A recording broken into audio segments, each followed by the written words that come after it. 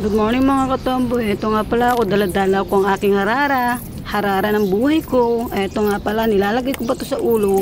At ito na nga, dinaanan ko pang ibon. Habang nakalagay ito sa ulo, ay nakita ko na nandito na pala sila mau-mau. Kasunod ko sila, pero unuwain ko muna si Chiki.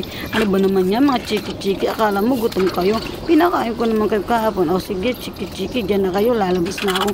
Titingnan ko naman sila mau-mau. May isang itlog pang hinawakan. Akala mo tunay. Eto nga, bye-bye Chiki. Eto si Mau-Mau at si Meng. Eto nga pala, pabalik na ako sa aming bahay. Doon sa aking kusina na paboritong area kasi nandun ang pagkain. Ay, busog. Nadaanan ko pala dito habang pauwi ako sa aming tahanan. Yung aming lemon, may bunga na siya. Namitas ako dito kasi eksakto. Kailangan ko to sa salata. Mahirap naman ihain ng salata nang walang lemon. Baka masisante. At eto, pabalik na ako at nakakita naman ako ng prutas dito. Tikman ko to at napakasarap.